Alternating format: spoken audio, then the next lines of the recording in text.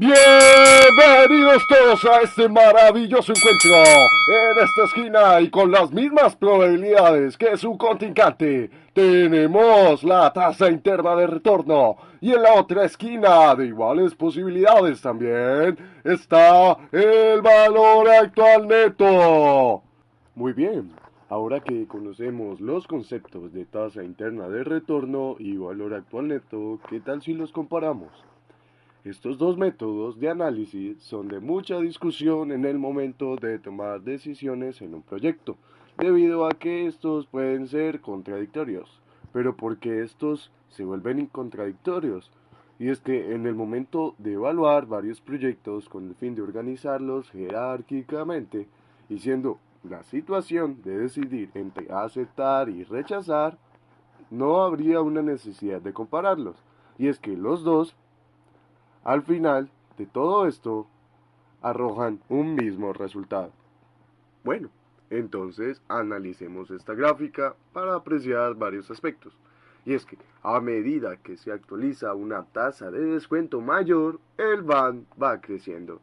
Si observamos detenidamente la gráfica, podemos apreciar que tiende a relacionarse estos dos conceptos de una manera inversamente proporcional. Pero para poder esclarecer y entender de una mejor manera esto, observemos este ejemplo.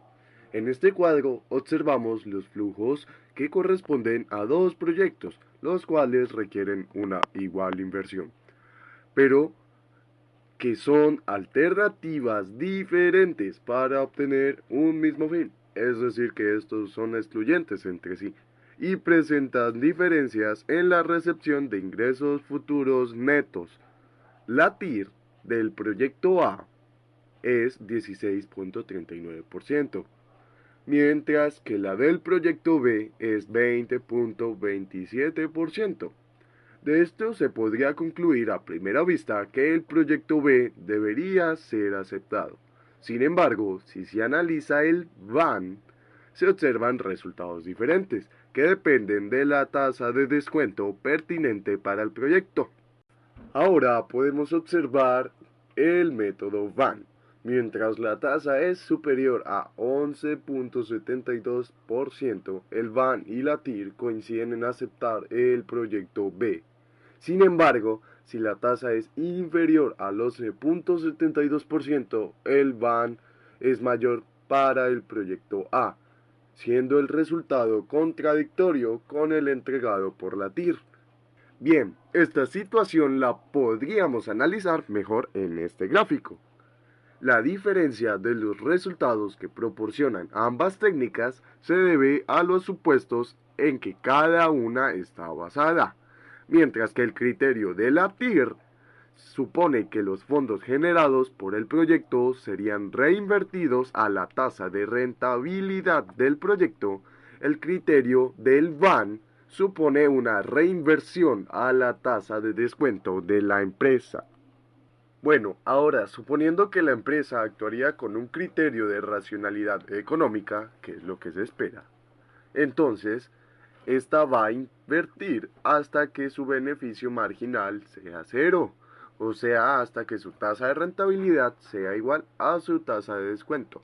Entonces, si esto fuese así, un proyecto el cual posea una alta TIR, con dificultad va a poder redundar en que la inversión de los excedentes generados por él produzcan utilidad igual a la tasa de rendimiento.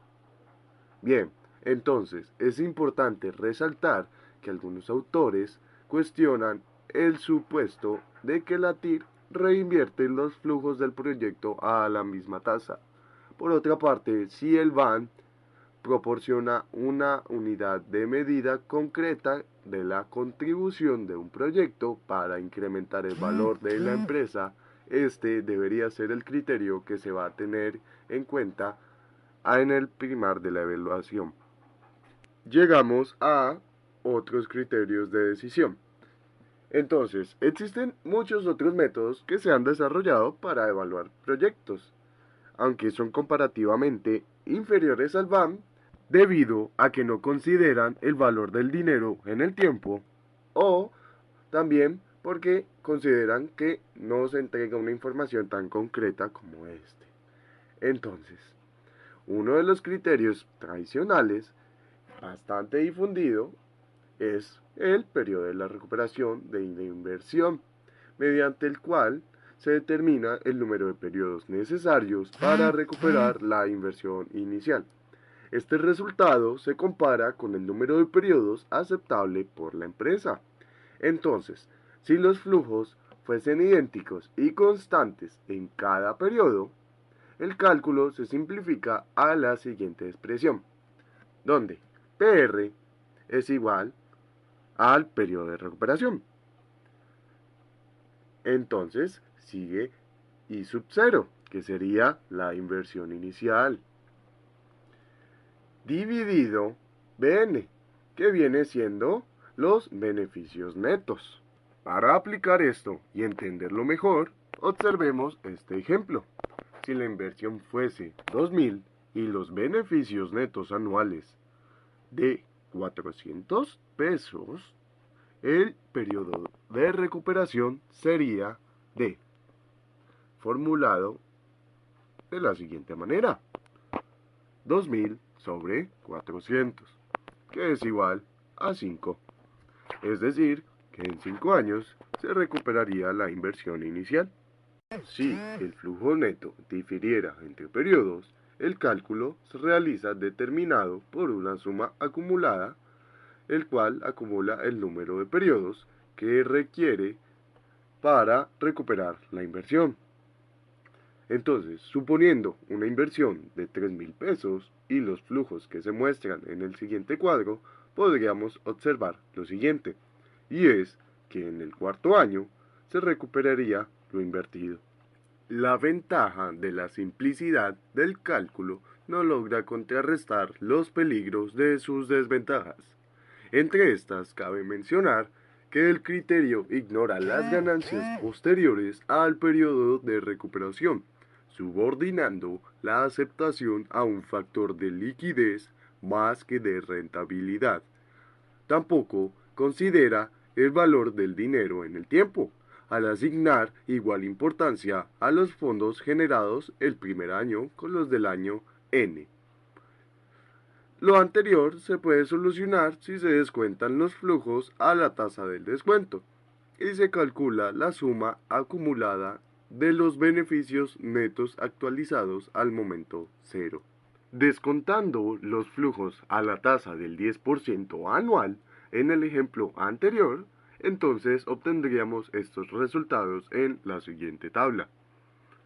Bien, esto indica que la inversión se recuperaría en un plazo cercano a 5 años. Otro criterio comúnmente utilizado es el de la tasa de retorno contable, TRC, que define una rentabilidad anual esperada sobre la base de la siguiente expresión. Bien, viene dada por esta fórmula, donde TRC es una razón porcentual entre la utilidad esperada de un periodo y la inversión inicial requerida. Entonces, nuestra fórmula sería la inversión inicial sobre BN, que son beneficios netos.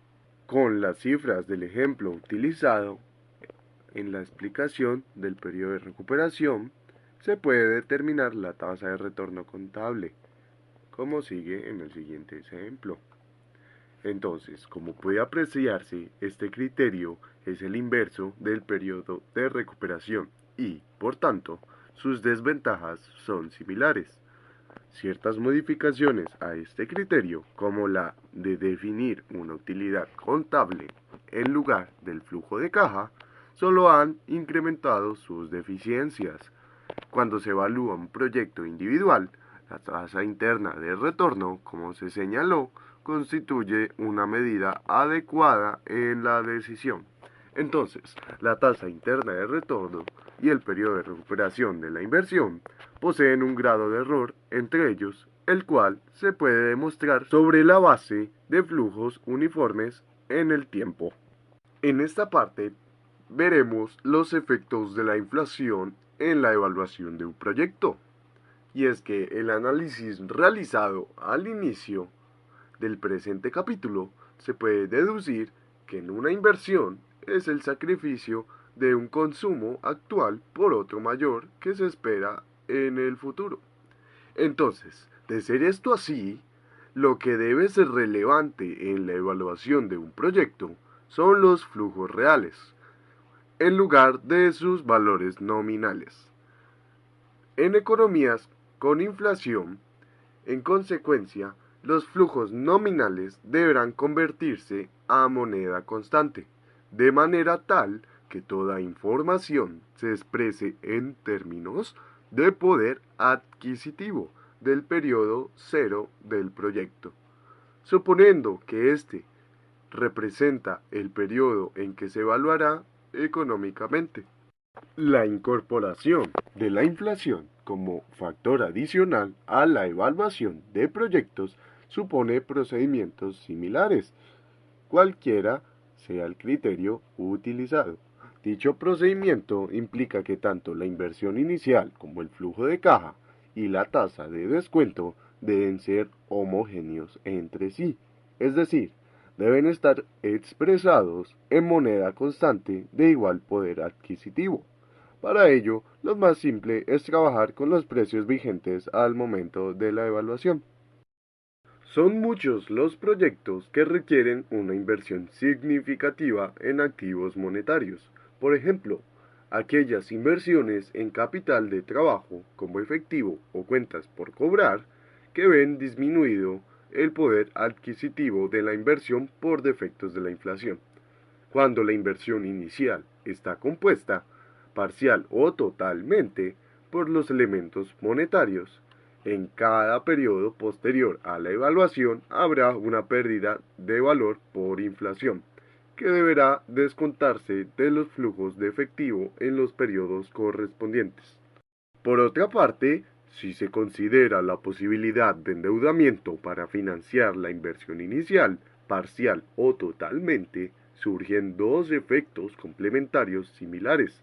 Primero, teniendo el endeudamiento una tasa de interés fija por periodo, el monto real que hay que pagar por este concepto se abarata en presencia de inflación. Segundo, al amortizarse el préstamo en un periodo futuro, también se genera una ganancia por inflación derivada del pago diferido de una cantidad fija. Aquí no interesa analizar si el prestatario ha recargado a la tasa de interés cobrada un factor adicional por sus propias expectativas de una tasa de inflación. Lo que realmente interesa es corregir los flujos de caja del proyecto de manera que expresen la situación real esperada. Para aclarar estos conceptos, supongamos la existencia de un proyecto que ofrece el siguiente flujo de caja.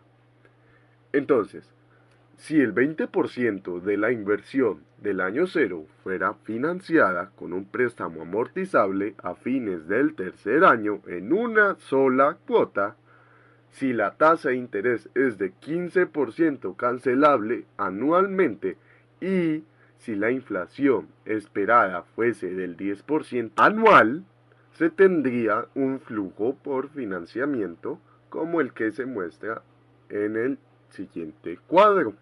Puesto que el objeto de la TIR es ser comparada con una tasa de corte, se presenta como alternativa la de calcular la tasa nominal y compararla con una tasa de corte incrementada por el factor inflación.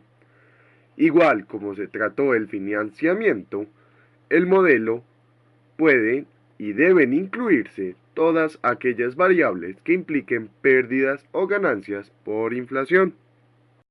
Entonces, para resumir un poco lo que acabamos de hablar, el objetivo específico y especial de este capítulo era dejar en manifiesto o exponer la importancia de incluir en el análisis los efectos de la inflación cuando debamos evaluar un proyecto.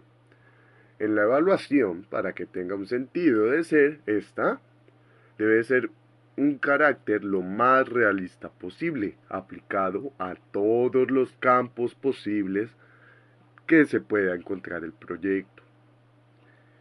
Entonces, en consecuencia, va a ser muy preciso que se incorpore tanto las ganancias y pérdidas por la inflación que se vayan a generar sobre los flujos de caja.